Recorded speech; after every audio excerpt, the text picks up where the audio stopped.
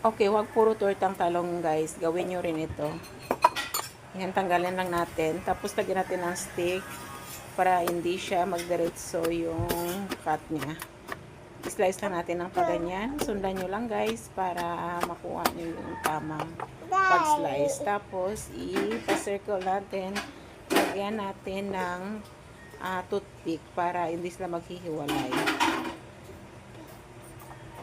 So, yan, ganyan. Tapos, di ba guys, ang ganda.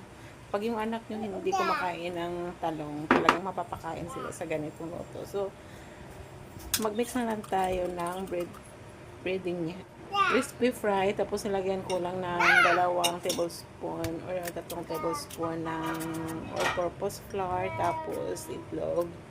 Nag-separate lang ako dyan ng 2 tablespoon para sa ating butter. Yan, ganyan lang. So, sa panimpla guys, kayo na yung maglagay. Nilagyan ko lang siya ng pamintang durog, MSG, at saka asin. So, pag ganyan na, ganyan na yung labas niya. Lagyan natin siya ng stick para sa pagprito natin hindi tayo mahirapan. Yan, ganyan. So, sa mainit na mantika, ilagay na natin. Kailangan yung mantika natin guys is mainit na. Yan, tapos ganyan.